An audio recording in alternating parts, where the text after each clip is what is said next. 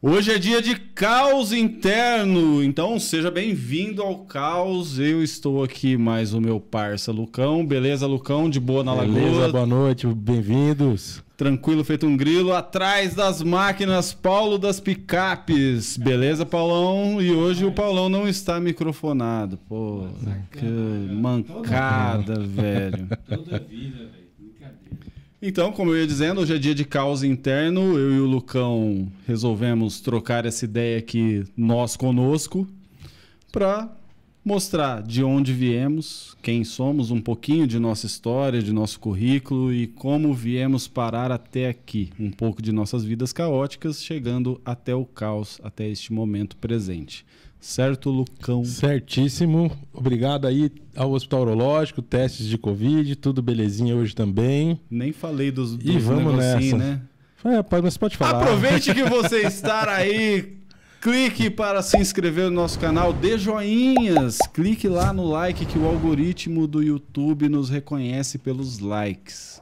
É uma inteligência artificial que quando você coloca o seu dedinho lá, ele vai falar assim, esses meninos são gente boa e vão subir o nosso Ibope lá.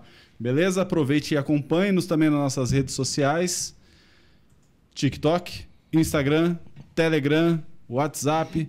Comunique-se conosco, mande mensaginhas pra gente que nós vamos responder a vocês. O que vocês querem ver e ouvir aqui no Caos?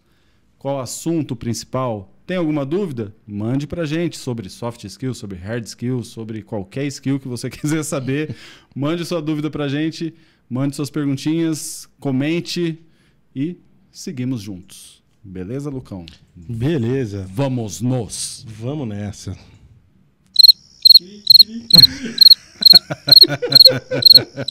Então vamos, caralho. Então vamos lá, Lucão, vamos começar então, vai. Então vamos. Lucão, então vamos lá. Vamos começar do começo. Como nós fazemos com os nossos convidados, né? John Turrey, ponto High. Apresente-se pra galera.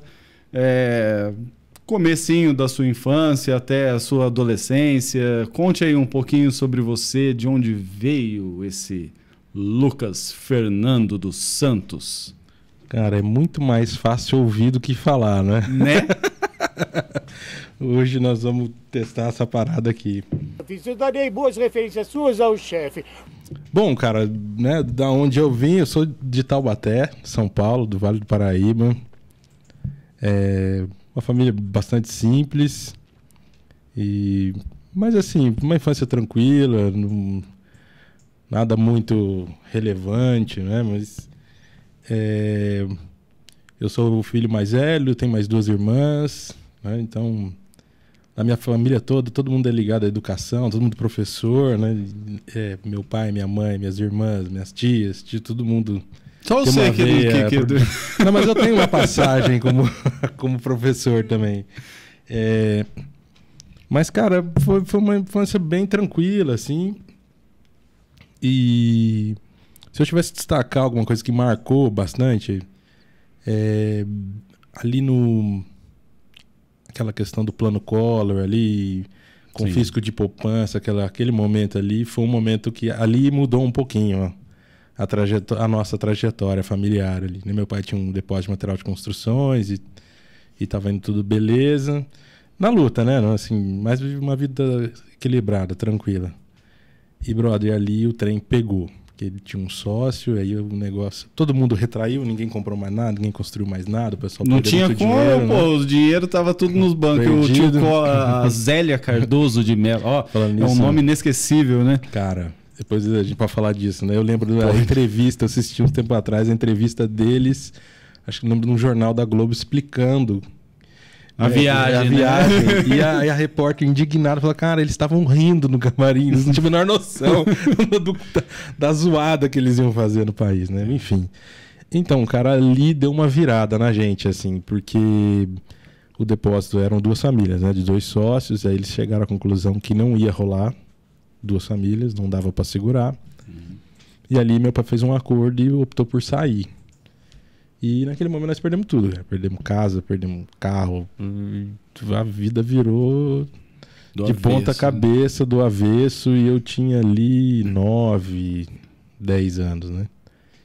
E ali foi casca. Ali a coisa deu uma entornada e foi um trabalho de reconstrução, né? Dos meus pais. E aí meu pai ainda conseguiu, acho que na saída ali, como se fosse o fechamento ali, ele conseguiu ainda construir uma casa, que é a casa que eles moram até hoje. E aí ele conseguiu montar essa casa, mas assim, muito simples, sem vidro na janela. Foi tenebroso alguns primeiros anos ali, foi casca, cara. Mas eu gosto de contar essa história porque a ideia do programa hoje é a gente falar um pouquinho de como que a gente chegou aqui. Né? Sim. E eu tô falando disso, a vida do cara é uma desgraça. Não é, foi tudo muito tranquilo. Inclusive, isso foi... A gente superou enquanto família, assim, junto, unidos e tal. Mas essa tem uma chavinha pra mim. Né? Há pouco tempo atrás eu contei isso pros meus pais, eu não tinha contado, né? Logo que a gente... Pensei que explodiu uma bomba agora, contagem regressiva. Tic, tic, tic. Logo que a gente mudou pra lá, tava na época ali de um videogame, eu não lembro como é que chamava, os Nintendinho, que era... Atari. Turbo Game. Atari eu tive alguns. E, cara, eu lembro que eu queria um troço desse. Eu era pequeno, cara, 10, 11 anos. Eu não tinha muita... Sabia que tinha mudado as coisas na nossa casa, mas, assim, você não materializa a profundidade da mudança, a questão financeira. Você tem uma ideia, né? E eu lembro que ia chegando meu aniversário e eu fiquei pedindo aquilo ali que eu queria. Meus amigos tinham e tal. E eles começaram a falar, cara, acho que não vai dar, filho, não sei o quê. Começaram a me preparar, né? E, cara, aí nessa época, meu pai encarou a bronca de 2 empregos. Mano. Ele foi trampar em São José dos Campos, dentro de uma fábrica, e à noite ele ia pro Senai. Ele passou no concurso, ele dava aula no Senai à noite. Então era jornadona, tipo, de 5 da manhã às 11 da noite, ia bater quase meia-noite em casa, né? E, bicho, eu lembro que era um dia chovendo, eu tava meio dormindo, meio acordado, e eu ouvi meu pai chegando. Eu já estava deitado e deu a entender assim, meu pai chegou com a sacola com o meu videogame. Acho que naquela loja Pernambucanas na época. E eu lembro que a minha mãe falou uma coisa assim, nossa, mas o que é isso? É o presente do Lucas.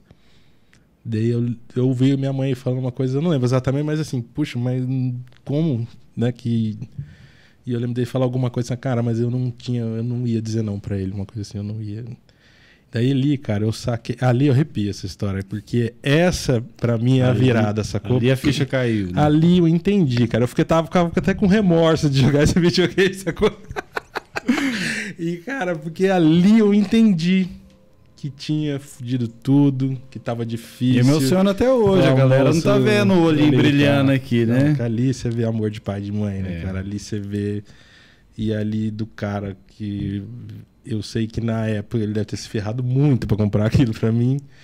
E ali eu entendi, cara, que eu não era mais criança. Que eu tinha condição de entender e que não era justo eu agir daquele jeito. E eu tinha que cumprir a minha parte. Então, eu lembro que dali eu comecei a mudar um pouco a cabeça. Talvez pensar mais em profissão, em trabalho. Então, logo com 14 anos eu fui fazer o Senai.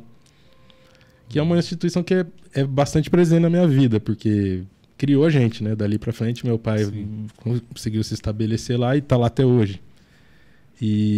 Mas meu pai fez Senai, meus tios, então tem uma escola, o Senai participou bastante dessa educação profissional e é legal pensar porque Taubaté é uma região que tem muita indústria, perto de São Paulo, muita fábrica, toda essa cultura, né? Quanto mais perto de São Paulo, mais o Senai é forte na né? educação profissional e tudo mais.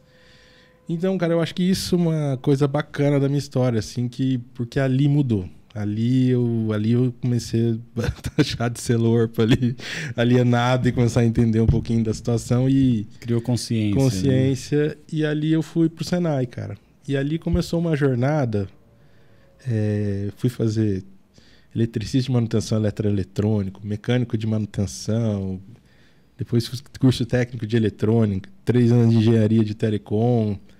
Então, assim, eu fui muito para a linha da eletrônica, que eu gostava, desmontava as paradinhas, montava e tal, mas hoje, quando eu olho para trás, eu acho que o que me encantou foram as empresas, a organização, porque o Senai, quando eu cheguei, o Senai é uma mini empresa. Sim. Então, lá é trabalhado o comportamento do adolescente, do jovem, como é que ele vai se portar numa empresa, como é que ele... Porque é uma preparação sua para o primeiro dia de trabalho. Então você aprende... Preparação qualidade, mesmo, né? Você aprende qualidade, você Pro aprende mercado. a falar, apresentar, fazer um trabalho, além da parte técnica, né? Lá tem oficinas, então você simula uma indústria, né? Então, cara, ali foi pra mim... Hoje, quando eu olho, eu achava que era eletrônica. Tanto que eu nunca mais trabalhei com eletrônica. E era disso. processo. Era processo. Já era Hard processo. skill, que é o que eu faço até hoje. E eu lembro que eu ficava assim, cara, maravilhado com as coisas organizadas. Quando eu fui fazer o curso de mecânica de manutenção, a gente tinha os carrinhos de manutenção, brother. Era tudo arrumadinho, os quadros, tudo Aí você alinhado. pirava, Eu né? era muito Nossa, louco. tudo alinhadinho. Os Mas se você olhar a oficina, por exemplo, eu lembro isso do meu pai explicando, que ele era instrutor nas oficinas de mecânica geral. Então ele tinha um quadro, eram 32 alunos. Então ele tinha 32 paquímetros, 32 de cada coisa. E é tudo pintadinho. No fim da aula, para 5 minutos, 10 minutos antes, limpa-se a oficina. Você bate o olho no quadro, você sabe se está faltando uma ferramenta ou não. Porque é tudo gerenciamento visual. Então, assim, cara, é muito legal isso para quem gosta, né, de processo, indústria.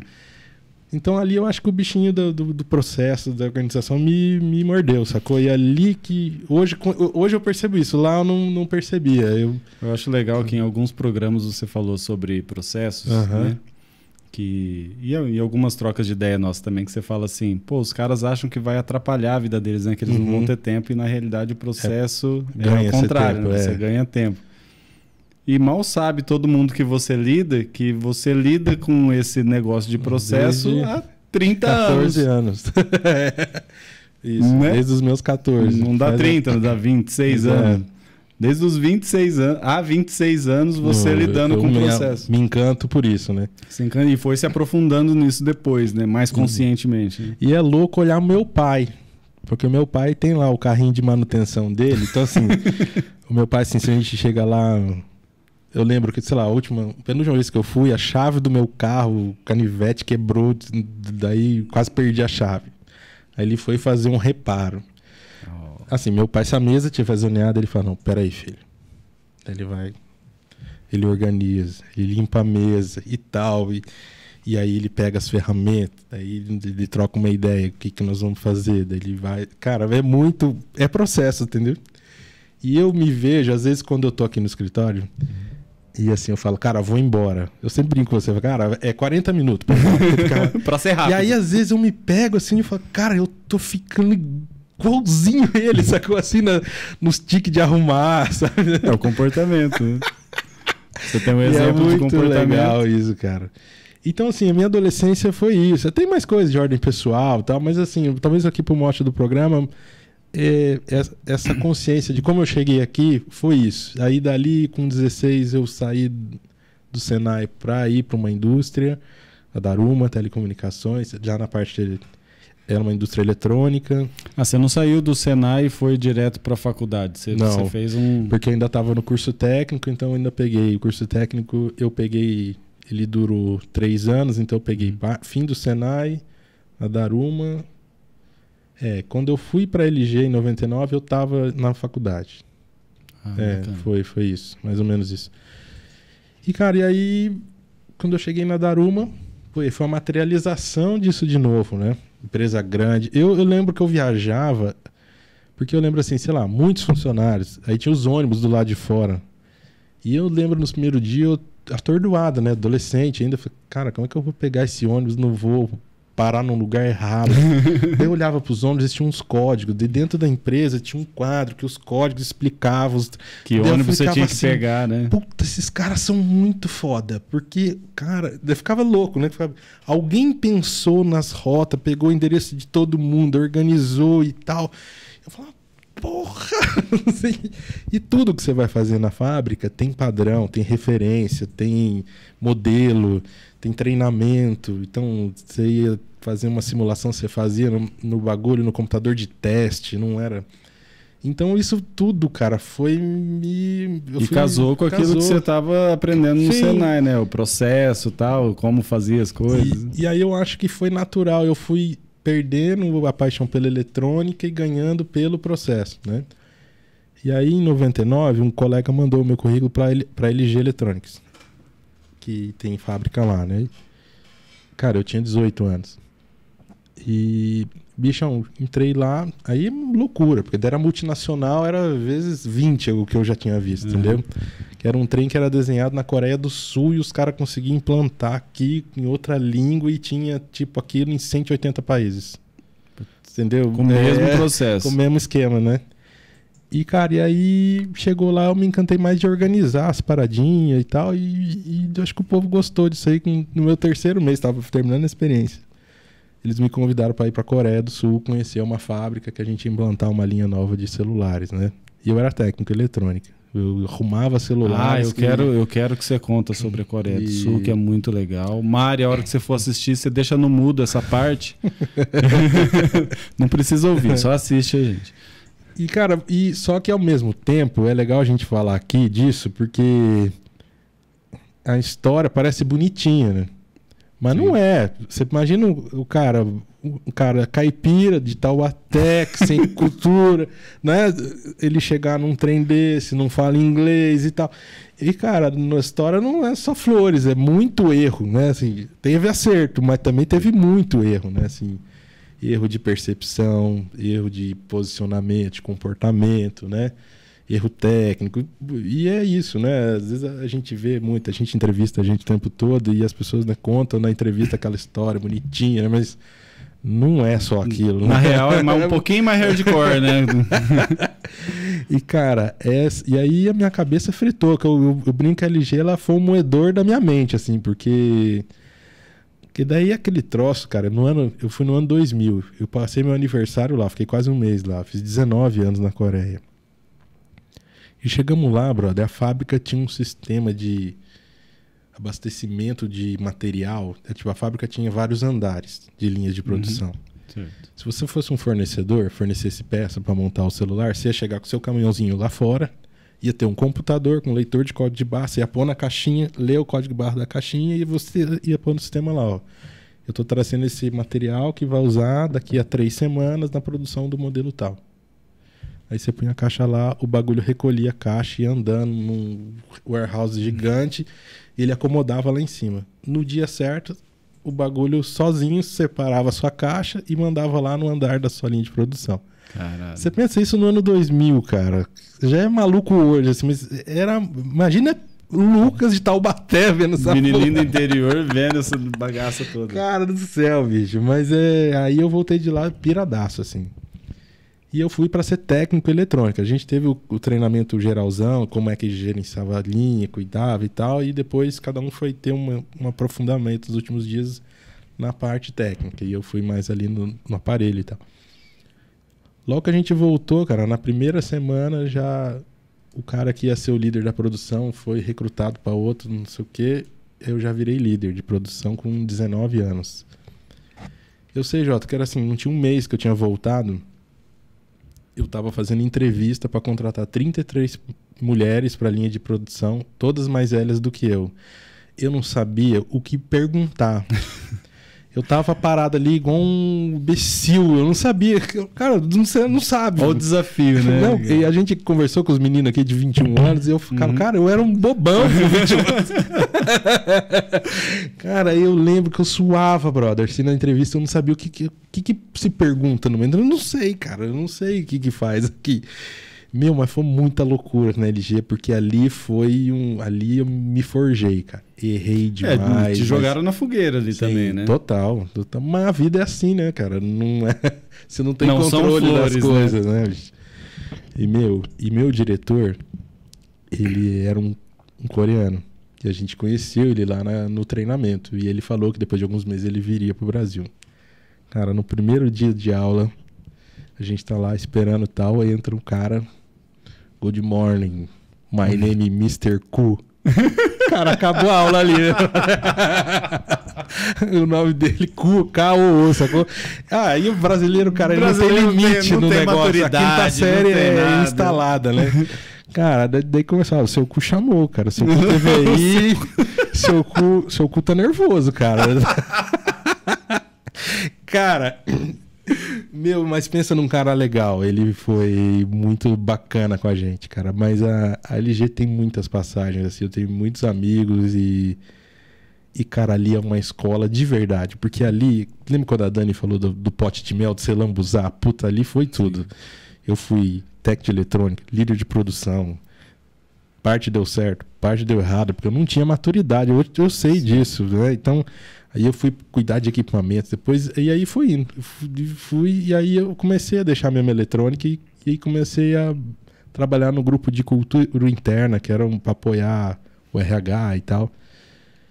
E isso é muito bacana, que daí me ajudou a me descobrir ali na parte de treinamentos, RH, então... Você deixou os eletrônicos para ir para as pessoas. Né? E aí eu fui entendendo que o que eu curtia era participar dessa organização, desse planejamento e mostrar talvez, porque ali eu assisti muita coisa, né?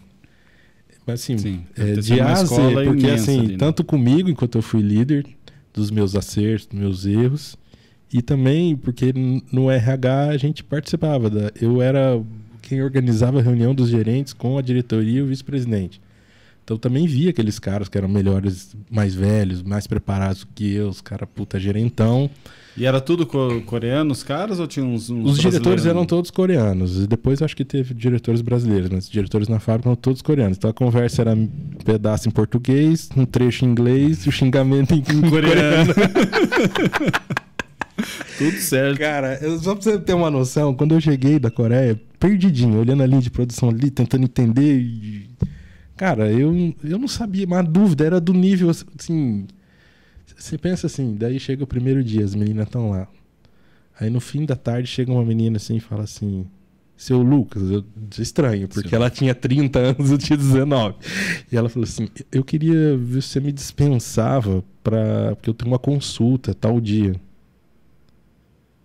E você não sabe o que você fala, porque você nunca fez aquilo, eu não fui treinado para aquilo, eu não sabia se podia, se não podia, se eu tinha autonomia, tinha que preencher um papel. Cara, aí tava eu lá na linha de produção, que eu ganhei uma jaqueta da LG e tal, que prendi o crachá aqui assim. E eu tava lá com a jaqueta, e aí eu fui pegar uma caixa, meu crachá virou, então não tava aparecendo meu nome. Aí veio o Mr. Son, cara, que era um diretor da outra planta e tal, e ele me conhecia, eu já tinha trocado ideia com ele, mas ele era, cara, muito bruto. Nossa, muito escroto. O apelido dele era Som Capeta.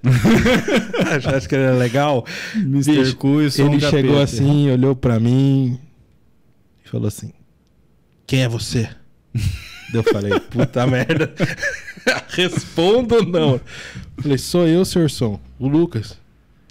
Ei, como eu sei? Apontou meu crachá, porque não tava a minha foto pra frente. E aí virou assim: você acha que favela? Pô, daí eu falei: esse cara sutil, nossa, né? Tem noção. Nossa, sutileza. Cara, você vai tirar a minha cara, fiquei da cor do papel. Vem comigo agora! Cara, isso na frente das meninas, bro. Todo mundo ali, dos meus funcionários, tudo. E fomos pro escritório, cara. No escritório trabalhavam umas 10 pessoas, 12. Na hora que ele entrou, cara, vermelho, assim, a galera já foi saindo, assim. Ele gritou pro meu gerente, que era o Barreira, falou assim: Barreira! Assim, já entrou gritando: manda ele embora! Agora! Porra, por causa de um crachá assim, virado. Aí depois usar a jaqueta da fábrica com o logo aberta era falta de respeito. Porra. Na cultura dos caras. Meu, nunca que eu ia... Brother, daí assim, eu sei que eu fiquei ali parado, sem saber o que fazer, né, cara? Imagina hoje isso, assédio, né? Pô, assédio moral. Violento, né? E, cara... Mas, meu, daí eu fiquei ali perdido, daí ele já saiu, assim, e aí o Barreira me chamou assim e falou assim: esquece. Vai no banheiro, lava o rosto, daqui a pouco você volta, né? Assim, eu lembro que eu chorei, cara, assim, que eu... Mas era de sem entender nada essa coisinha. Lógico, do nada. Onde que eu vou, de onde que eu vim.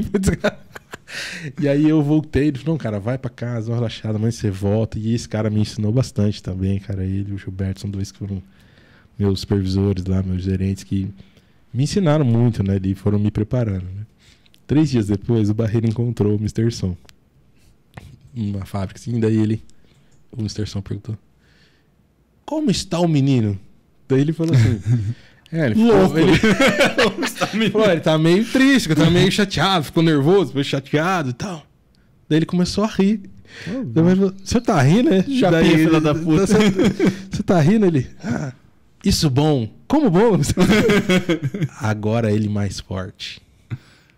Sacou? Ó a cultura dos Aí caras, quando né? eu fui pro RH, aí veio um doidinho lá do RH Matriz e deu umas aulas pra gente sobre choque cultural. E isso na vida do coreano é normal.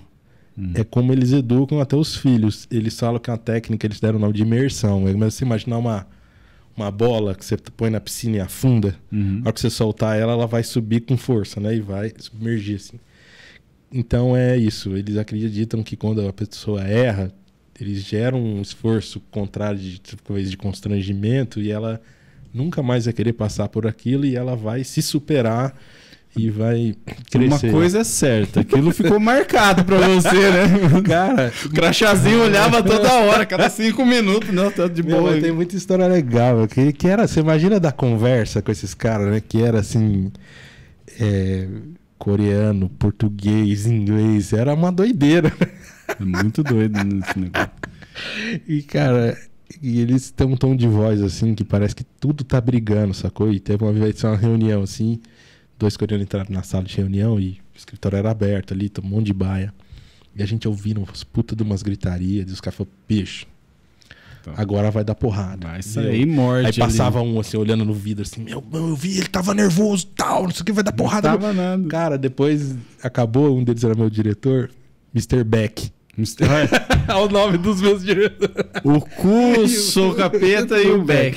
E aí eu falei, nossa, você tava nervoso, Sr. Beck, tava tudo bem? Ei, nervoso? Falei, porque parecia que vocês estavam brigando, eu já tinha uma atividade. Ei, ele contando jogo de golfe. Não tem nada... Meu, então tinha muita fantasia, assim, né, cara? A gente Eu não tava pirava entendendo o muito. que os caras estavam falando. Mas, bicho, foi uma escola, assim, enorme, cara. Enorme. Porque é uma multinacional, tem procedimento, tem regra, tem rotina. Como toda empresa... Você gosta de processo, Então, você tava toda em empresa, casa, né? Obviamente vai ter gente que vai gostar, muita gente vai reclamar, né? Assim, mas, bicho, e ali eu comecei a sacar o quanto eu tinha que remar, porque ali você tinha uma dúvida de Excel, assim, às vezes o seu diretor via que você tava meio lento ali, com dificuldade, e daí ele vinha. Meu, você tá com dificuldade disso? Eu falei, tô, não. É assim, pá, ele dava 2 cliques assim, o bagulho. Você nem viu que o... Daí ele falou assim, meu filho aprende isso na escola com 13 anos. Sacou? Pô, traz ele aqui pra mim trabalhar. Que tá de foda. E aí você vai sacando, cara, o quanto você tá fora do padrão mundial, do padrão ouro, né, de ordem de classe mundial, porque hoje isso eu acho que já é mais vencido, mas acho Será, que Lucão? mas eu acho que o profissional precisa... Muita gente não tem essa ideia, né? Mas eu acho que hoje, com a internet, com as ferramentas, YouTube, você tem muito mais acesso às coisas que lá atrás você não tinha. Com Mas certeza. tem profissional que ainda não saca, né? E na consultoria hoje tem muita gente que tem essa dificuldade. Acho que eu estou inventando coisa da minha cabeça. O trem foi inventado só na década de 60, só. Já tá usando e até hoje ainda é funcional, né? E, cara, então a LG foi uma passagem na minha vida, assim, muito bacana.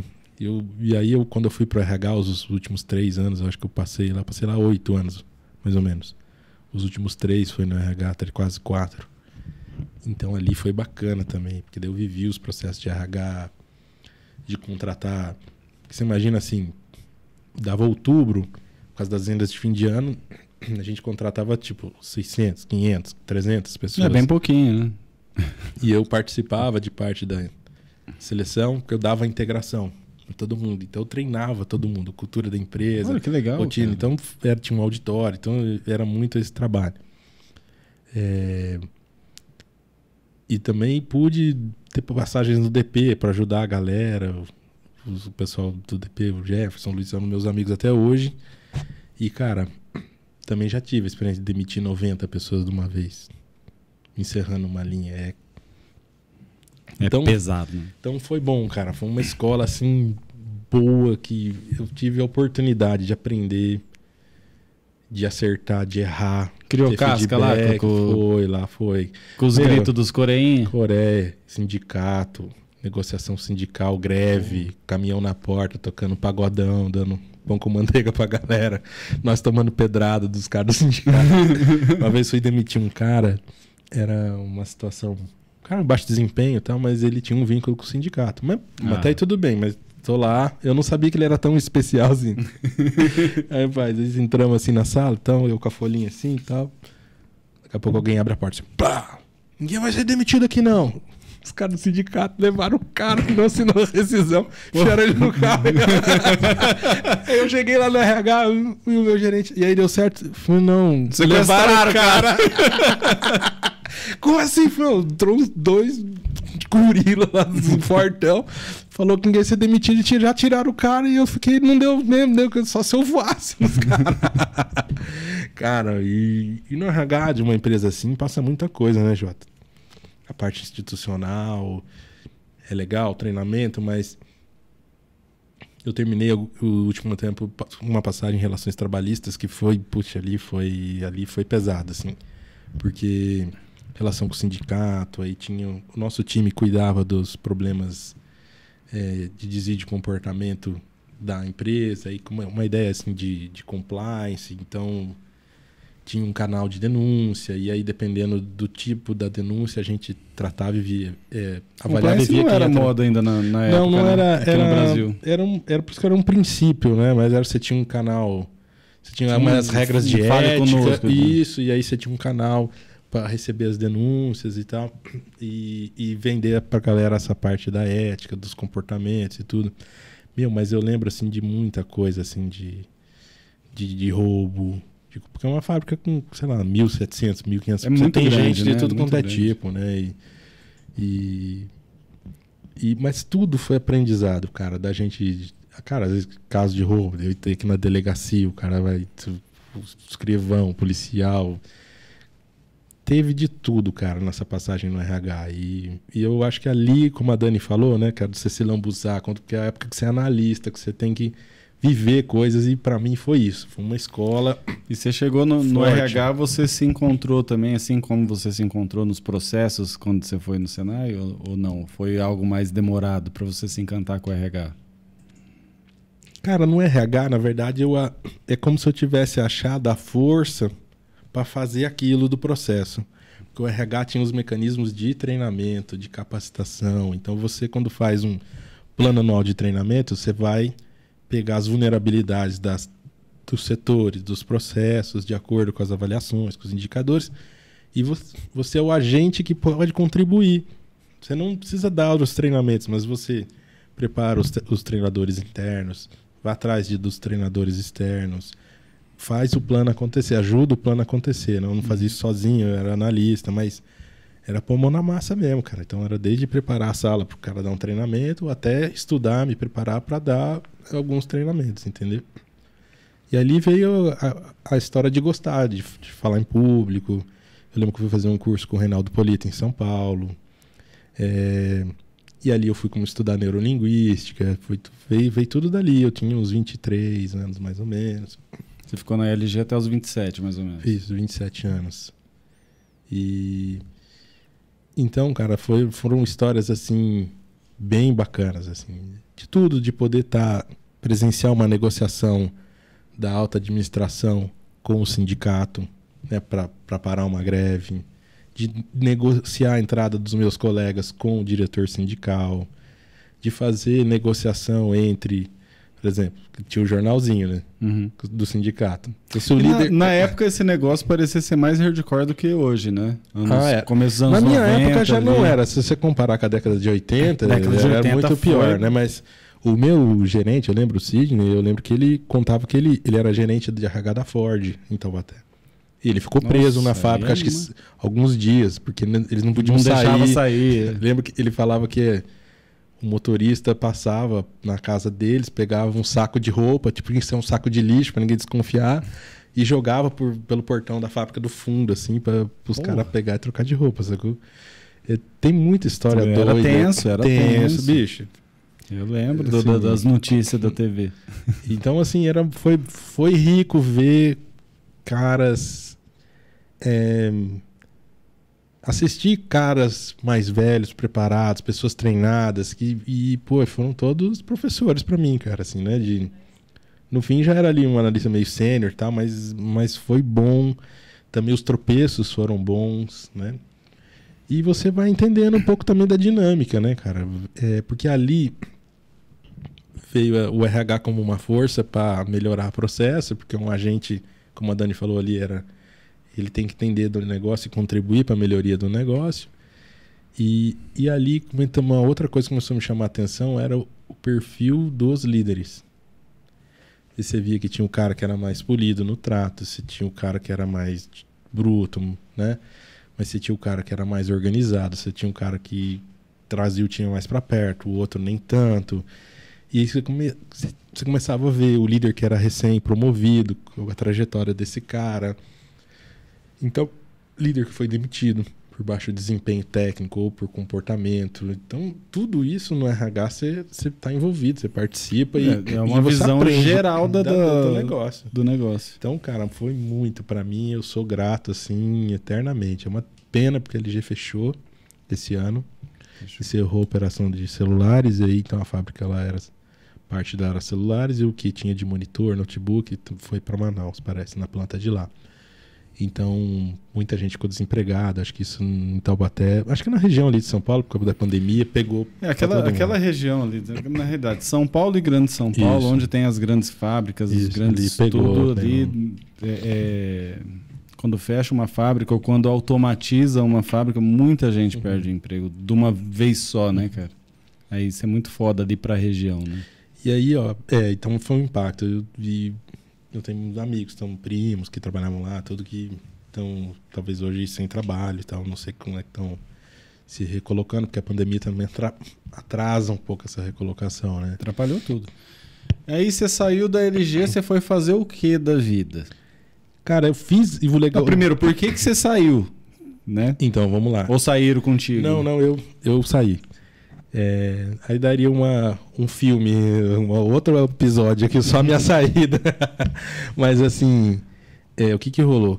Quando eu comecei a participar desses outros temas, né, de organização de processo, RH e tal, eu comecei a entender que o meu curso de engenharia de telecom ele ia ser muito pesado e eu não ia ver praticamente nada das coisas que eu estava querendo ver.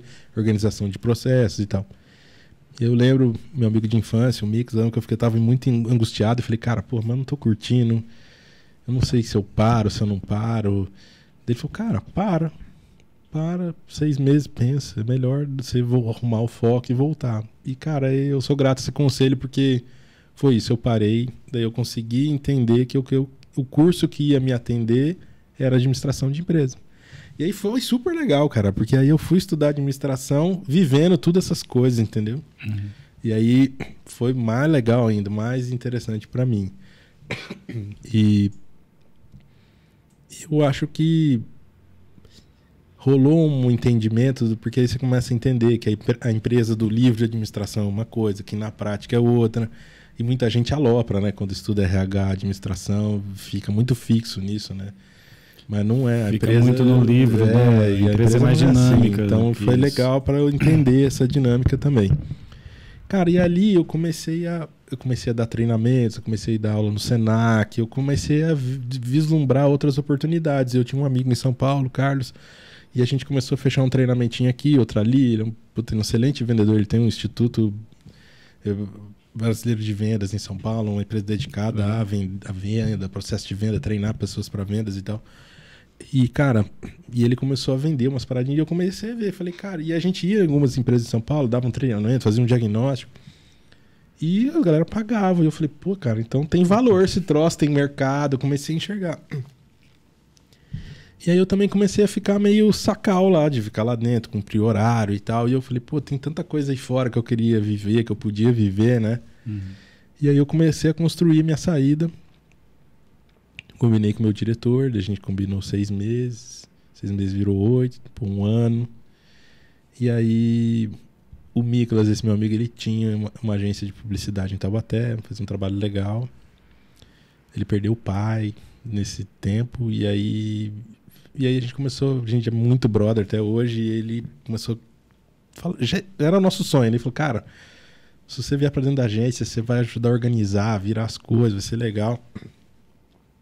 E aí, aquele momento, começou a dar o meu limite, deu pra mim. E aí eu cheguei no meu diretor... Você tinha passado de fase, tinha, né, eu queria sair, eu queria viver. E aí eu combinei com o meu diretor, falei, cara, quero sair mesmo e tal. E aí, cara, e aí o vice-presidente Mr. Daniel Ho, até hoje ele tá no Brasil, tem uma outra empresa aí terceirizada e tal.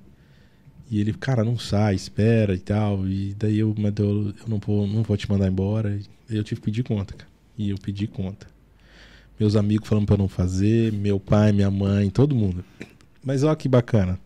Fui pra agência. Na agência eu conheci a Mariana, que é minha esposa. Ó, que chique. Se eu não tivesse ido, não ia rolar. Da agência surgiu o primeiro cliente grande de consultoria. Na verdade, uma consultoria de São Paulo me descobriu na agência, porque contratou a agência para fazer uns trabalhos e tudo mais. Uma consultoria que atendia... Tudo conectadinho, né? Olha que atendia um monte de clientes no Nordeste, Brasília e tal. Em São Paulo... Ainda deu uma viajada, ó. Atendi o Bradesco, cara, que eu fui conhecer a base do Bradesco. Putz, um troço monstruoso em São Paulo. E, cara, ela contratou a agência pra fazer uns trabalhos e tal, e numa troca de ideias com o Miklas, que era o dono, ela falou, cara, eu tô precisando de um cara, eu tô sem consultor, um cara que entenda um pouco de RH, que eu vendi uma pesquisa de clima pra Chesf, Companhia Hidrelétrica do Rio São Francisco, e preciso mandar uns caras pra lá, já mandei uns, deu problema e tal. Eu falei, tá aqui o cara do meu lado, aqui sentado, conhece. E foi muito doido. Tá falando, então fala pra ele estar tal dia em Congonhas, passa o nome dele assim. Foi desse jeito, cara. E aí, cara, dali ela passou por telefone as paradas pra mim, mandou os arquivos por e-mail. Aí eu saquei a parada. Ali nasceu o Lucão consultor. Cara, consultor nasceu ali, bicho. De susto. E ali foi o seguinte: nós tínhamos uma programação de grana na agência e tudo. E, cara, uma zica que, assim, do dia que eu bati o martelo na LG que eu ia, cara, os contratos da agência começaram a cair. Assim. Pra ajudar, né? Rapaz, aí ficamos numa situação difícil ali. E aí eu só tinha uma chance, cara. Eu só tinha aquela chance. E eu falei, cara, agora é a hora de eu pôr a prova. Eu queria ser consultor, não era meu sonho, isso aqui, pôr tudo à prova. É agora, brother. Fiz um trabalho assim que até hoje eu tenho orgulho de falar assim que eu fui pro Nordeste aplicar a pesquisa porque ela foi eletrônica. Eu fui aplicar pra galera que não conseguia ler e escrever. Porra. Eles botaram o consultor porque a galera tinha que participar, eles não sabiam ler, sabiam escrever, e aí você tinha que ir lá explicar. Brother, eu fiz uma apresentação do troço pra explicar pros caras e foi top. Os caras me abraçavam no final. Olha que legal, era muito cara, louco. muito Eu fui massa. rodando várias unidades da chefe. Eu fiz a primeira unidade. Quando eu pedi uma mesa lá, fiz o relatório e mandei pra chefe da consultoria, pra dona consultoria. Ela me ligou. Que maravilha! Nunca ninguém mandou desse jeito, detalhado, tão rápido. Seguinte, você tem compromisso? Eu falei, nenhum. Então tá, eu vou ver a passagem daqui, daí eu fui pingando. Mas foi de rolê em rolê. E daí eu vim falar em Brasília, porque ela tinha fechado, ela atendia o Sabin aqui, tinha fechado o storológico, falou, olha, eu tenho um contrato novo, minha agenda tá apertada, eu preciso ter alguém lá pra tocar e tal. Vamos lá comigo, vê se você gosta, senão tem projeto pra você em São Paulo. E aí, assim você entrou na área da saúde. Foi na área da saúde. E aí foi em 2009. Foi muito legal. Que desde lá eu não fui embora mais. Tô aqui. E as coisas, cara, elas vão se conectando, né? Uns 2 anos atrás eu fui pra Taubaté, coisa de festa, fim de ano. E eu saí pra dar uma volta com meu pai, de carro, comprar alguma coisa. E ele falou, cara, queria te falar uma coisa. Eu nunca te falei isso. Né? Porque eu não te apoiei quando você saiu da LG. Mas hoje eu vejo o tanto que você cresceu, o quanto está sendo bom para sua família e tal. Então, eu queria até me retratar contigo, porque foi muito bom para você e eu discordei. E se você tivesse concordado comigo, talvez você não tinha vivido tudo isso. Então, foi muito legal, cara. Óbvio, tem muito tropeço, tem muita dificuldade nesse caminho, não é só tudo tranquilo, né? Então, como que eu cheguei aqui hoje no caos, né? A consultoria muito focada no meu trabalho é o hard skills, né? Organizar o processo, a empresa ser mais eficiente, mais organizada. Existem certificações para isso, mas independente de certificação, dá para a empresa melhorar bastante. Uma coisa que mexe, assim, que me atrai muito é se você não tem processo legal, cara, organizado, é um percentual da folha de pagamento seu que está indo embora, porque você paga aquele indivíduo para fazer A, ele faz 25% e está fazendo A, depois ele faz B, porque é o que ele entendeu do que era para fazer. E, enfim, e você imagina numa empresa de 10 pessoas acontece isso, de 100, de 1000, E daqui a pouco você está drenando 30%, 40% do que você paga na folha. Tá perdendo dinheiro. Você tá perdendo porque o cara não tá fazendo o que era para fazer, porque o processo não é claro, as diretrizes não são claras. Isso é um desafio, é um jogo dentro das empresas.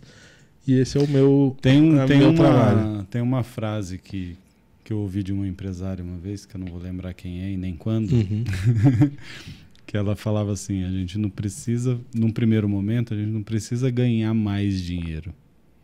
Primeiro, a gente precisa parar de perder. Que é aí onde você vai organizar. E perder para nós mesmos, né? Que esse é o ponto. Normalmente é. Normalmente é. E então, na consultoria veio essa coisa da observação também dos líderes, porque o gestor, né, vamos colocar ali um gerente, um supervisor, ele tem ali no papel dele ações na linha da liderança, mais de estímulo às pessoas. Sim. E tem muita coisa que é do gestor, que é de organizar o processo, de preparar tudo. Você não faz liderança com uma gestão capenga, entendeu? Você vai deixar a turma entusiasmada e o processo é uma bagaceira, confusa. Não é só vontade, tem que ter vontade e tem que ter condição de fazer aquilo, né? É um alinhamento de soft skills e hard skills. Os recursos e as pessoas, né? Então eu vi muita coisa, cara, que deu certo, que deu errado. E legal de ver que muitas vezes o gestor que vai bem é um gestor que é mais simples, cara. Que é até menos sofisticado, é um cara que entendeu, organizou. Ele organizou a rotininha dele, muito aquela ideia do roteiro que a gente fala, né? Ele sabe o que fazer na segunda, na terça. Ele conseguiu distribuir o tempo dele para atender todas as caixinhas que ele participa. Mas para isso ele tem clareza de quais caixinhas, processo na empresa ele está envolvido. Ele vê lá no planejamento estratégico. Eu influencio aqui. Então ele organiza. Então é um cara que é só a clareza, a organização, ele já melhora muito o desempenho. Então daí veio, depois de vários anos de consultoria, já aqui em Brasília, daí veio a ideia de criar um pacote de treinamento, além da consultoria, um pacote de treinamento para dar essa visão para os líderes, entendeu? Compartilhar isso. Sim. E disso acho que nós íamos parar aqui no caos, porque é a ideia de mostrar para as pessoas que é possível.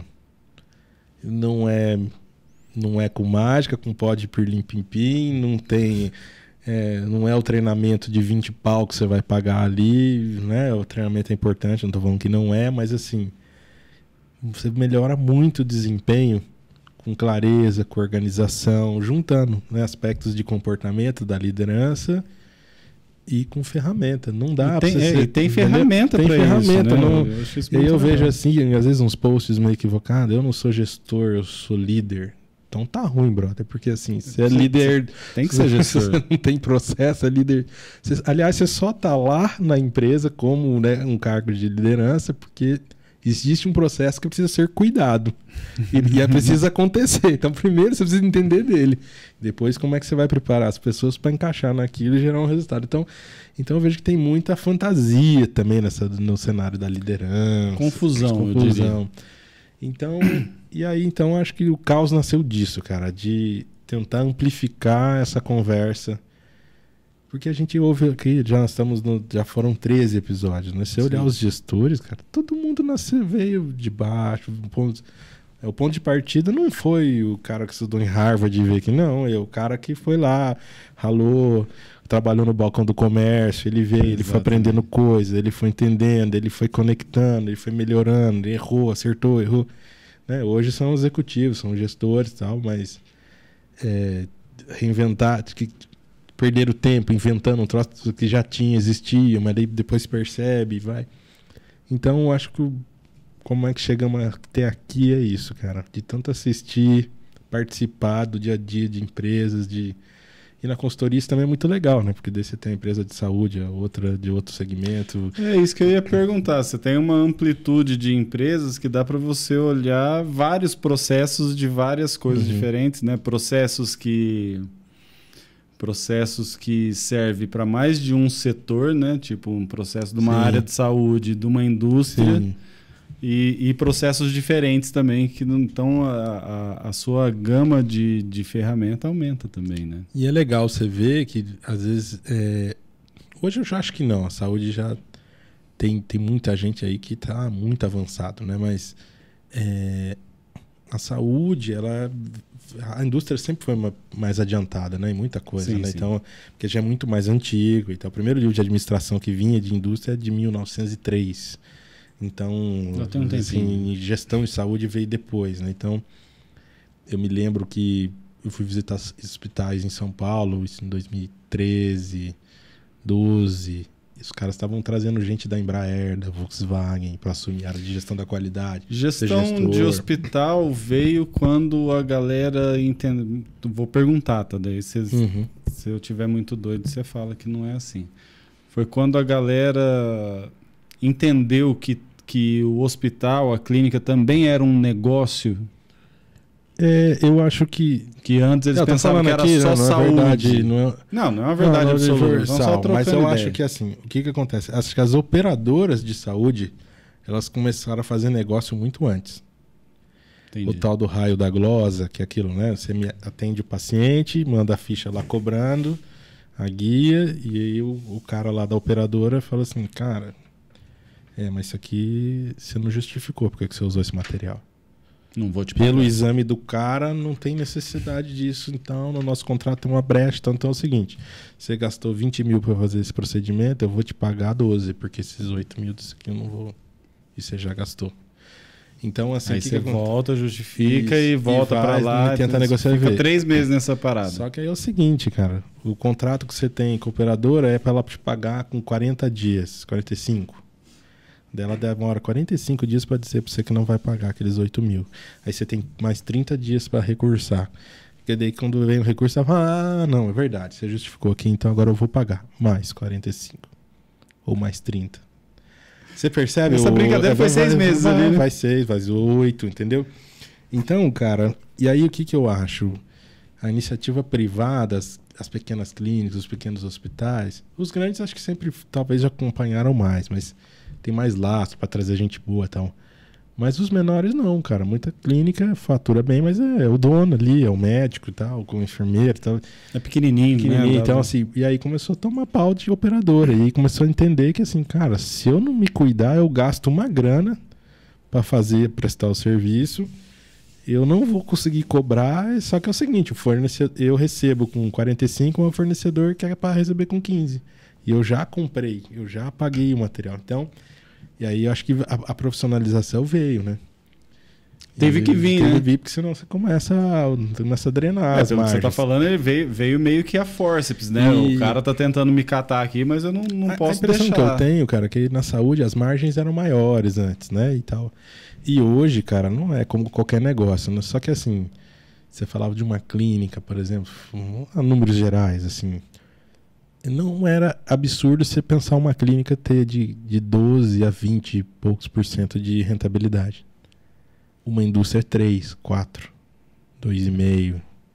Só que o volume é muito maior. Então, só que aí você começa a ter na saúde a capilarização, né? Você começa a ter um laboratório que ele é regional, depois é nacional. Então, essa operação também começa a ganhar muito volume. Então, aí começa a misturar os conceitos, né? Então, aí você passa a ter, né, o valor agregado no volume, no indústria serviço. Da saúde. Isso. E, cara, eu acho isso... Eu acho, assim, óbvio, tem muitas facetas que você pode olhar no mercado da saúde, assim, né? Mas eu acho que é um trabalho muito nobre. Porque, assim, você quando tá lá, o analista da qualidade, o enfermeiro, o técnico, e essas pessoas fazem diferença de verdade na vida de quem tá internado, né? Tanto que uma vez eu vi, cara, de um chefe meu falando assim, né? Que ele visitou uma clínica, não lembro se foi em Chicago, e que dizia qual que era a missão. Tratar o paciente como se fosse a sua mãe. Simples assim. Simples, cara. Porque se você tratar igual a sua mãe, vai ser o melhor, você vai prestar atenção na segurança, você não vai trocar o medicamento, você não vai errar o horário, você não vai errar a via, você tá ligado no negócio. Se você tiver esse conceito implantado na cabeça... Então é isso, cara. É nobre quando você pensa assim na consultoria, no RH, em treinar o gestor da saúde, né? Que nem agora num dos clientes eu estou num projeto de um portal IAD, cara. Então a gente acabou de fazer a matriz de de competências que a gente vai gravar as aulas e tal. E você pensar que aquela trabalheira toda de um treinamento presencial agora vai para uma plataforma, a pessoa vai poder reciclar, consultar quando ela quiser. Pô, é legal, cara. E isso faz a diferença na vida de um cara. O conceito é legal. Muito bacana. Bom, tô olhando, é uma faceta, né? O conceito de treinar pessoas é legal. É legal. Tá falando um treinador, cara, né? Que só faz isso para viver, né? É ótimo. Mas assim, o cara ele vai buscar esse negócio. O cara que tem que ser treinado, que essa plataforma EAD está sendo feita para ele. O cara ele vai ter essa proatividade, vamos dizer assim, de ir lá buscar a informação, ou então, ele vai ter que ser cobrado de uma outra forma para ele ir acessar lá? Ó, que bacana você fala isso. Não vou falar, não é o que eu acho, porque eu concordo que eu vi um artigo de Harvard que diz o seguinte, fala sobre engajamento. Sim. E ele faz um viés do engajamento com a disponibilidade para aprender. Primeiro que na saúde é o seguinte, eu não consigo gerar uma experiência boa para um paciente segura se eu tenho gente com baixo engajamento. O cara não está nem aí para o negócio. Aí esse artigo de Harvard define o seguinte, na avaliação deles, lá no estudo, eles provam o seguinte. Num quadro de uma empresa, 10% dos funcionários são engajados. Esse sim tem, porque eles têm objetivos próprios de vida e eles buscam condição para melhorar, para atingir seus próprios objetivos, e estudar faz parte disso. Então é um cara que, se a empresa não pedir para ele estudar, ele vai estudar, que ele quer fazer bem feito. É 10% do quadro. Então a empresa de 100 ela vai ter 10 nessa característica. 70% é a turma do meio. É igual a escola. Turma da frente, do meio e do fundão. A turma do meio é 70%, é o classe B. Esse cara, ele é não engajado. Então ele é aquele salão, a principal característica. Ele só vai estudar se tiver prova. Isso, ele é influenciável. Então assim, se falar a prova é amanhã, daí vai dar uma corrida para estudar, mas ele não tá, o outro já sabia, é um mês que a prova ia chegar e já estudou. E ele é influenciável. É assim, a turma do meio da escola, quando ele vai estudar ou se preparar para a prova ou fazer o trabalho com a turma da frente, como é que é a nota dele? Melhora. E se ele for fazer com a turma do fundão? Já zoeira pra caramba, já tira tudo. E é ruim. Só que ele é influenciável. Então, para isso, os programas de RH, para estimular esse grupo, porque os de ponta, ele tem. Já tá lá. É diferente, você tem que cuidar dele, senão ele vai embora. A galera do fundão também tá foda-se. Então, vamos chegar neles. Então, o cara da classe A, 10%, o RH cuida na retenção. Sim. É desafio, porque se esse cara não tiver desafio, ele vai embora. Vai embora. Classe B, chato pra ele. Classe B, turma do meio, eu tenho que estimular a estudar, porque esse cara ele não é a excelência sozinho.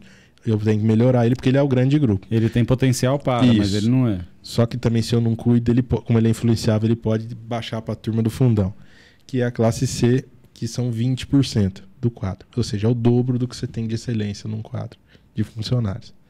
Só que o classe C, ele é o ativamente não engajado. Então, ele, além de não fazer, ele vai angariar gente para aquele grupo, entendeu? É o cara que descontente, que espalha para a turma, que você viu, vai mais um programa da empresa, vai dar nada. Só que tem um problema, esse cara não sai. Isso é uma coisa que está na pesquisa. É a empresa que tem que sair com ele, né? E ele não sai porque é o seguinte, ele vai numa entrevista, você já viu isso em entrevista, o cara fala mal da empresa, ele é o top, mas é o guru, entendeu? Ele sabe tudo. A gente não sabe como é que ele não é o CEO da Amazon, presidente do país, porque ele sabe tanto, mas ele tá ali, ele não sai daqui, ele tá 10, 5, 10, 15, 20. Tá no mesmo cargo. No cargo, não sai, ele tá ali, cara. Só que ele vai minando, se você não cuidar, porque eles são o dobro da força de excelência. E eles têm poder. Então, o papel do RH com classe C é tentar resgatar, mas também ter uma comunicação muito clara para não deixar isso crescer, porque senão eles tomam conta da parada, entendeu? No restaurante, nas conversas de corredores, que isso tem. E ele vai influenciando e trazendo a galera para baixo e detonando com o que a empresa faz. Então, respondendo sua pergunta, só 10% vai estudar. O resto verdade, programa de RH, é organizar, é processo. Tem que ter a trilha de treinamento do cara do ano, você tem que falar, você tem que dizer quando ele vai fazer, tem que estar fácil, tem que estar no jeito, tem que o gestor tem que estar junto, porque tem que liberar esse cara para ir para os treinamentos e tal. A minha mulher Silvânia, que ela é uma excelente líder, ela tem uma frase para isso daí, que ela fala assim, você tem que ir cutucando o cara. Sim, Ele vai. É muito legal você falar isso, porque o cara, o classe A é o cara que você tem que frear. O dali para baixo é o que você tem que empurrar. Mas talvez só vale a pena o B, né? O classe C tem um detalhe. Ou ele já era classe C, mas pode ter sido alguma coisa também. A empresa jogou ele lá. Ou o líder dele jogou ele lá. Um líder ele ficou frustrado. Um processo errado na empresa, ele se frustrou, se rebelou e começou a apertar a teclinha, foda-se, vai. Entendeu? Virou sindicalista também. Então é isso, você tem... Paulo, tem um tipo de... Vou explicar pro Paulão aqui o que é isso. Tem um tipo de funcionário dentro das empresas, e o Lucão pode explicar isso também melhor do que eu até, que é o chamado sindicalista, no jargão. Porque ele entende, ele sabe de todas as leis, ele sabe de todos os direitos que ele tem, e é esse cara normalmente é esse cara classe C, que não está engajado, que não está... Então, eu vou até fazer um complemento aí. Quando a gente fala de sindicato, a gente tem que separar duas coisas. O sindicalista não tem nada a ver com o sindicato. Mas eu vou só o apelido do cara. Eu quero explicar por que tem isso. Assim, que eu passei... Eu estudei algumas coisinhas e me chegou até mim alguns conceitos que foi legal entender isso. Aí tem esse preconceito. É um preconceito, né? É um estigma, né? Porque é o seguinte... O sindicato precisa ter força, não é? Sim. E geralmente o cara que vai reclamar, ele fica na mira. Ele tá exposto. Por isso a legislação protege esse cara, dá estabilidade e tudo mais.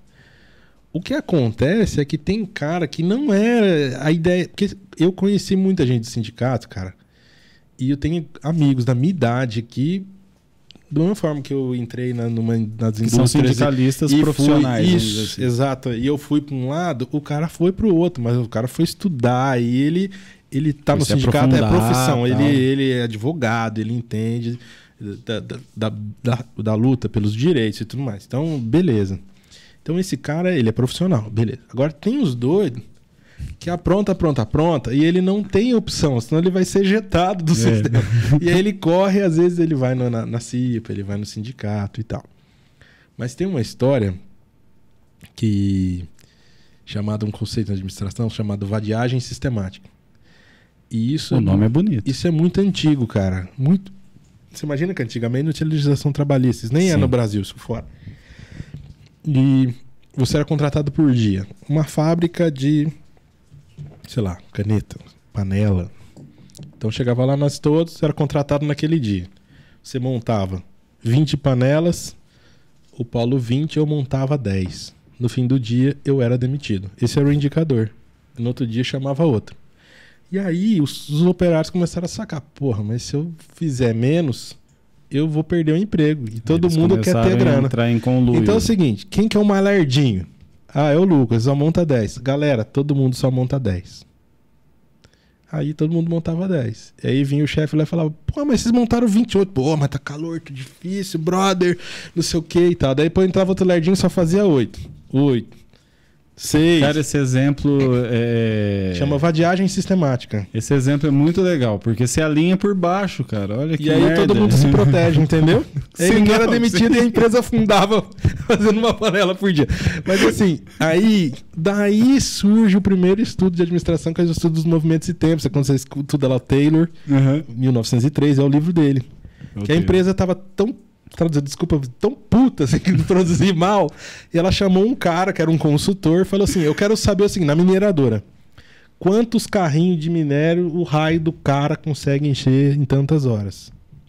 Aí o cara pediu uma mina desativada, X carrinhos, tipos de pás diferentes, e pediu gente baixo, magro, gordinho, alto, blá, e foi com esses caras. E aí ele chegou à conclusão, o primeiro livro dele tem os desenhinhos.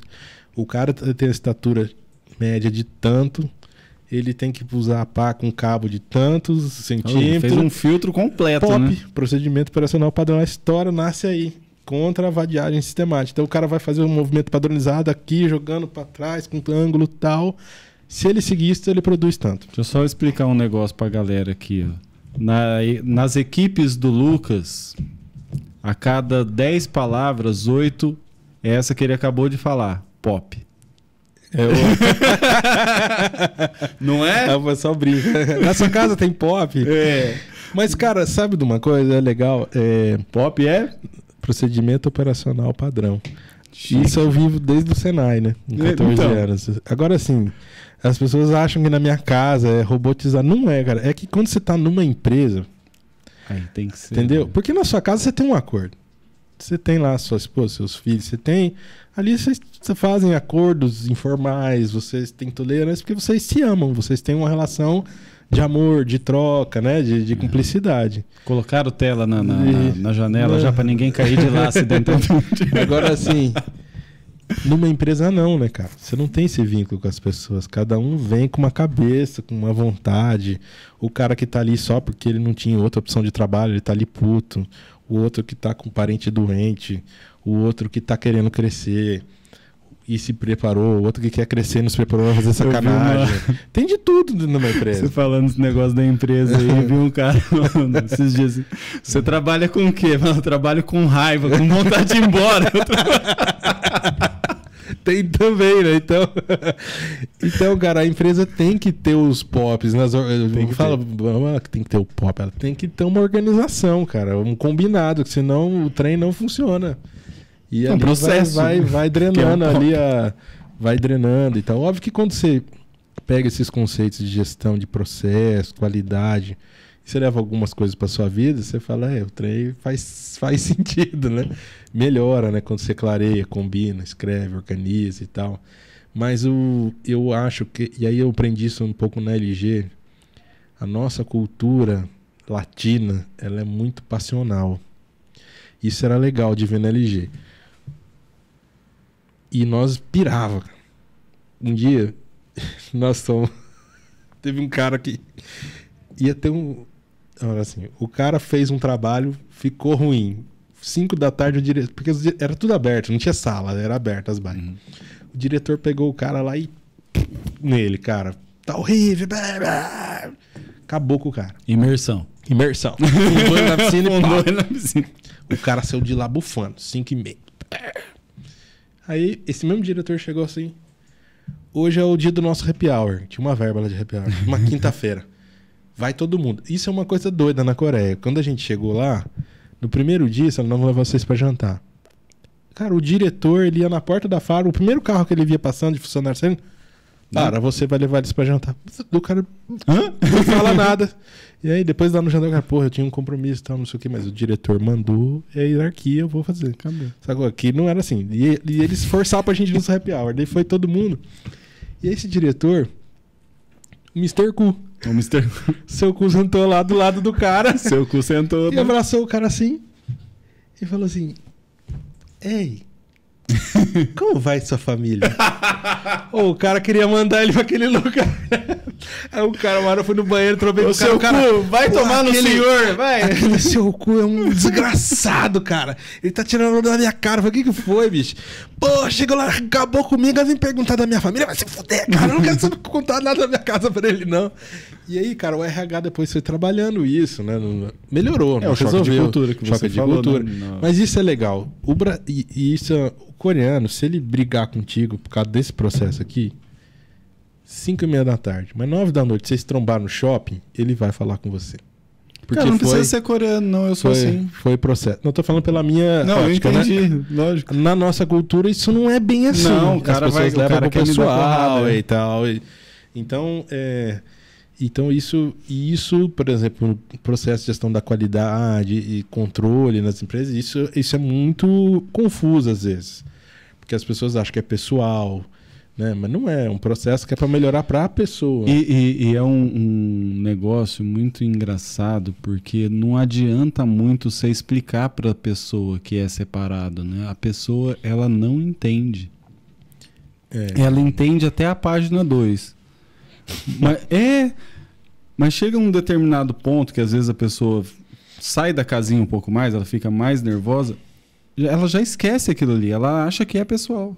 Outra coisa que acontece, a pessoa tá ali há X anos, mas empresas menores, né? Que as maiores têm mais condição, né? São um pouco diferentes, mas as menores, eu vejo isso na saúde às vezes.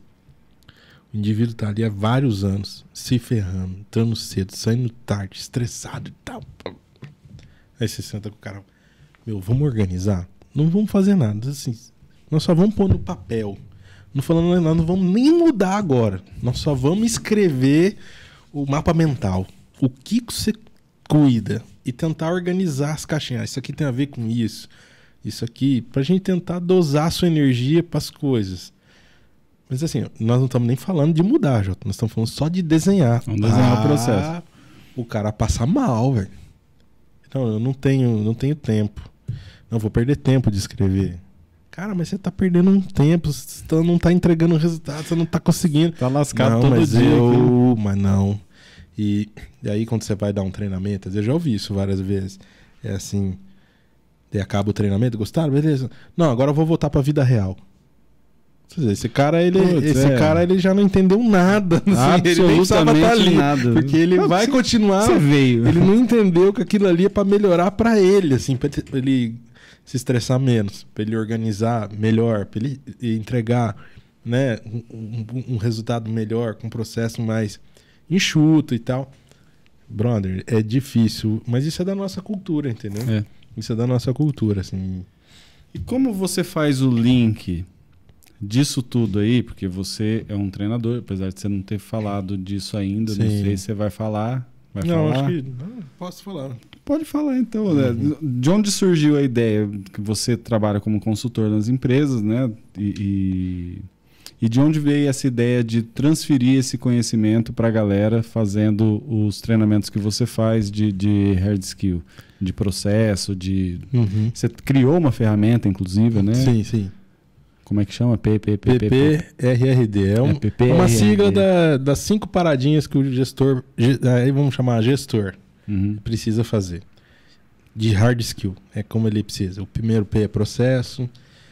O segundo P são as pessoas. Por que pessoas é depois de processo? Porque se o processo está confuso, eu vou estimular e treinar em cima de uma base confusa. Não vai funcionar. Então, um gestor que está meio perdido ou virou gestor agora, a ideia é, primeiro eu organizo o fluxo, o processo. Mapinha mental, o que eu cuido, o que está comigo, vou entender essas paradinhas, monto o fluxo para a galera. Depois, o segundo P são as pessoas. Eu vou preparar as pessoas em cima daquele processo. Daí eu posso trazer conceitos de soft skill, team building, melhorar o clima, beleza, legal. Mas porque precisa também. Tem que ter. Depois você vai ter os resultados, que são os indicadores. Como é que eu sei que o conjunto do processo com as pessoas está entregando algo bom? Ou de acordo com aquilo que a empresa espera? Porque às vezes é uma coisa do gestor, ele acha que é bom da cabeça dele porque ele acha que é bom. Não, ele tem um planejamento estratégico que diz o que é bom, o que é aceitável, o que não é. Aí eu vou medir no indicador. Ah, não tá bom? O indicador é igual ao velocímetro do carro, entendeu? Ah, tá baixo, tá alto. Aí eu vou lá ajustar no meu processo, com as pessoas, melhoro o treino, ajusto o processo, tal, enfim. O outro R são os riscos. Apesar de ter bons indicadores, boas pessoas e bons processos, os processos têm riscos. Na saúde é muito latente isso, né? Eu posso trocar uma medicação, eu posso trocar um paciente, um procedimento errado, uma troca de laudo. Então eu mapeio os riscos para explicar para todo mundo que trabalha naquelas paradinhas, dizendo, olha, você tá treinado, né? Você tá sabendo aí, ô sabichão. Só que aqui tem uma pegadinha, ali tem outra e aqui tem outra. E ele precisa saber como evitar e como agir se acontecer.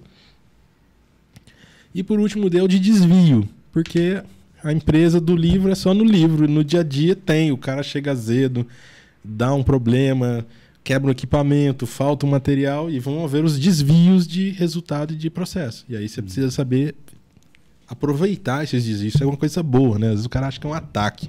Tá me registrando uma ocorrência contra mim. Quem que é? O brasileiro tem isso, né?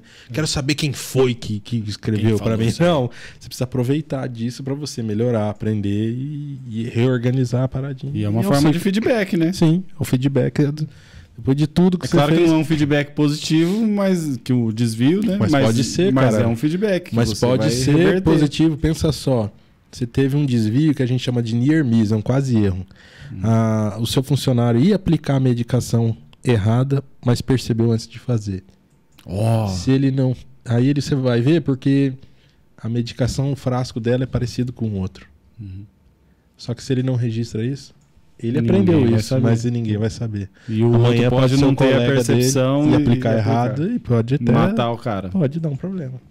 Então, a sua pergunta era dos link, treinamentos. Dos treinamentos do link. E depois o link disso tudo pro caos. Cara, de verdade. De verdade. Esperamos isso do aqui, meu inclusive. coração, cara. Eu acredito em capacitação porque isso mudou a minha vida. Porque eu sei de onde que eu vim.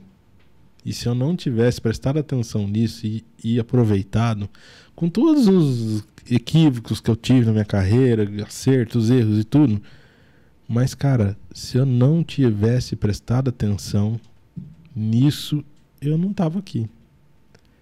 Não, né? Óbvio que a gente tem sonhos, tem desejos, né? A gente tá aqui no Caos, tá só no começo, mas pô, de olhar de onde eu vim, velho. Caraca, valeu, cara. Isso mudou a minha vida. E eu podia ter sido um classe C, um preguiçosão, pá, nem aí, ficar zoando, que treinado, que tal, como tem muitos, né? Contei essa história ontem pro meu filho. Tinha um cara na minha sala que era o popularzão, zoava, isso lá no ginásio, pá. E zoava, tirava sarro, bullying na galera. Passam os anos, eu com 20 e tanto, fazendo entrevista lá na LG e tal. Chega um cara, tudo esquisito. Ô, seu Lucas, dá uma chance pra mim. Tem tantos filhos, estamos sem grana, pá, não sei o que. O senhor me conhece. O senhor me conhece. Eu tinha 24 anos. É o fulano que estudou comigo. Da galera do fundão. Da galera que era o tal, era o foda e tal. Então eu conto isso pro meu filho, cara, que assim, cara, é só uma questão de equilíbrio, né? Não precisa, né? Óbvio, se for lá o classe A top, sensacional, mas é um CDF, mas você também tem que ter precisa o equilíbrio, não é só tem que relaxar, beleza, mas assim, também não é só relaxar, também, então é o equilíbrio, sacou? Então eu podia ter sido esse cara, né? No meu bairro, cara, assim, tá tranquilo, mas não era quando mudamos lá e tal. Então, assim, no meu bairro morreu gente, cara, envolvido com droga, com rolo, com coisa, assim. Não era assim, periferia, não era. Mas não era assim, tinha que ficar meio ligado, entendeu? E eu sou muito grato a isso, dos meus pais, né, que conseguiram conduzir a gente naquela transição que a família mudou tudo e tal. Mas, cara, daí eu percebo que na minha vida foi desde o Senai, a educação, cara. A educação. Eu comecei falando que a minha família tem uma veia na educação e é isso. A educação me transformou. Eu podia ser um cara desse, eu podia ter me envolvido com coisa errada, eu podia estar até hoje trabalhando de técnico de eletrônica lá na fábrica. Não tem nada de errado nisso, cara. Não, são escolhas. São escolhas, mas assim... É que você enxergou algo além daquilo. Isso, então, e só foi possível porque foi a educação que foi me transformando. A educação em treinamentos, a educação em observar outras pessoas. E eu acho que o caos é uma forma de devolver isso, cara. É uma forma de... Hoje a gente tá aqui, mas nós tínhamos até combinado que a gente foi muito relutante em falar da gente, né? Sim. E porque não é a gente, né? Nós somos apenas uma história. A gente é um grão de areia num deserto de tanta gente bacana, mais inteligente, mais preparada, mais interessante, que tem o resultado, gente que se transformou num produto, que tá aí, que tá no mercado e tal. E eu acho que o caos é amplificar isso, entendeu? A gente vê às vezes o número do canal, né? E é impossível a gente ter esse alcance no método tradicional de treinamento e tal, que é super bacana, presencial, tem uma troca muito legal. Mas a rede, cara, a internet, ela potencializa isso muito mais. E talvez a função do caos é essa, pegar o o cara que já tem um instinto classe A, ele vai entender como é que pode, né? Como é que outros classe A navegam. O cara que é classe B pode se inspirar e ver que não é... Que hoje, né, você pega um Gabriel Sassi que tem a indústria, mas o cara começou vendendo a paradinha dentro do ônibus. E tudo é o primeiro passo. O Eduardo Smith fala isso. Um degrau. Um degrau de cada vez. É um degrau.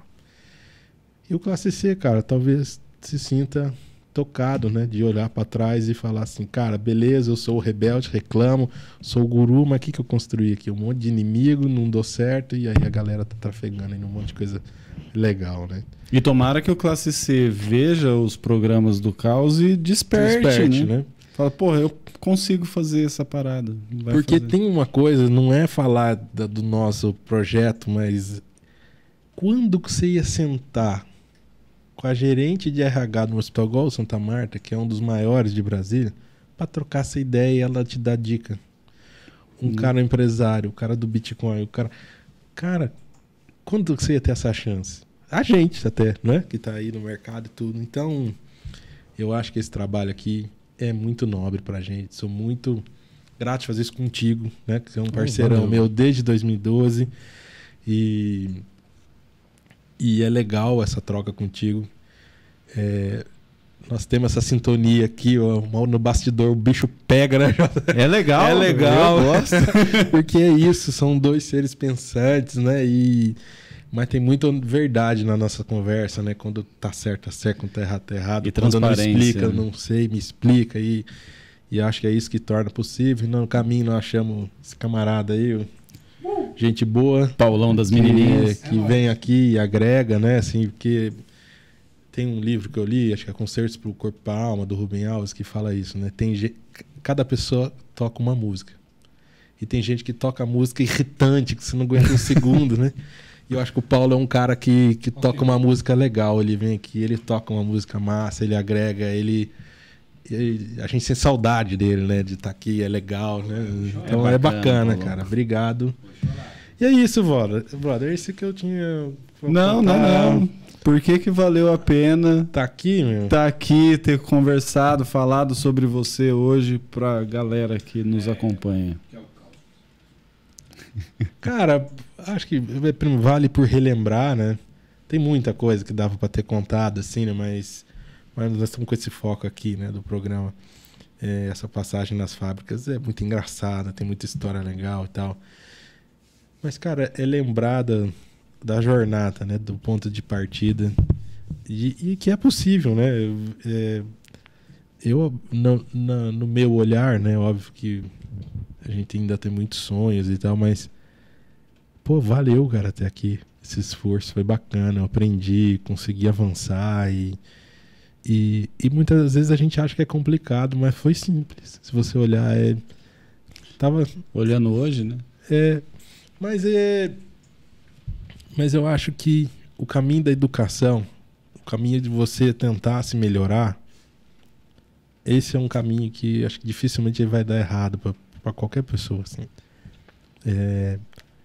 Fazer em você, cara, investir em você ter essa ideia, essa filosofia da qualidade mesmo, cara, que é buscar excelência, não que eu sou excelente, nada disso, assim, como diz um dia que eu vi um do filósofo, sou um bosta como todo mundo, né, assim, mas é simples, cara, você ir buscar isso, melhorar tudo de um pouquinho, não são rompantes, é todo dia um pouquinho, todo dia você ter abrir sua cabeça pra aceitar que a gente erra, não sabe as respostas, não sabe tudo, né? Às vezes a gente pode estar tocando uma música irritante no trabalho, pros seus amigos, pra sua esposa, pra sua família, né? E ter essa sensibilidade de perceber e aprender. Bacana, Muito obrigado por você expor a sua vida aqui. É muito, muito bacana de ter ouvido. De verdade, eu adoro. Nós estamos juntos praticamente desde 2012, né? Se um de nós não gostasse, não estaríamos. É ou não é? É isso aí. Então, galera, esse foi o Caos Videocast interno. Lucão, #Lucão. Obrigado, de hoje. Gente. Foi muito legal conhecer a história do Lucão. depois será a minha vez.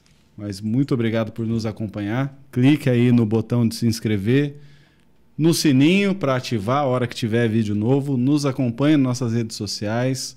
Obrigado ao Hospital Urológico pelos testes Covid. Obrigado, Paulo das Picapes, por estar aí operando os instrumentos. E, Lucão, muito obrigado. Eu que agradeço, galera, de estar aqui com vocês essa noite agradável aqui. E estamos só no começo. Yeah! Bem-vindos ao caos. É nóis. Bem-vindo ao caos. Sentiu um pouco de lágrima aí. Sentiu? Coraçãozinho. 1h quanto? Deu 1h27. Positivo. Isso, era isso que eu tava imaginando mesmo. Calculado, É friamente calculado. difícil ser menos do que isso, cara. Então, era isso que eu tava percebendo. Hoje eu tô sentindo aqui, porque ficou muita coisa de fora que podia ter Coisa falado. pra caralho. Oi? Ficou coisa. Não é que eu sei da vida dele, não, tá? Que eu já fiz 2 processos de coaching com ele, então eu sei a vida dele. Eu fiz uma versão focada no porquê eu cheguei aqui no caos, né? No porquê que eu tô topando fazer isso aqui. Então, E deu um overview da sua vida também, que é muito legal. nas passagens e tal. E, cara, A história da minha vida não é tão bonitinha assim, que a educação não entra muito no negócio. Em casa Não, mas foi, é legal. imagina, né, cara? Minha mãe dá aula no Senac e meu pai do Senai, coordenador pedagógico. Cara, é muita regra, né, brother? É muito pop, né, mano? O Sil achou massa as caveirinhas. Ah, as caveirinhas. Sabe o que eu lembrei das caveirinhas? Tenho certeza que ele vai colocar essa porra. Quando meus filhinhos eram pequenininhos, eu cantava Tumbalacatumba, Foi mesmo. Tumbalacatumba. Sabe onde A hora que era? que eu De vi quem que essa era essa música do Balacatumba? Era do Da Sérgio Malandro? vovó Mafalda. Era do pô. SBT, né? TVS. Quando o relógio bate a... Quando o relógio bate a 1, todas as caveiras saem da tumba. Tumbalacatumba, tumba, tumbalacatumba.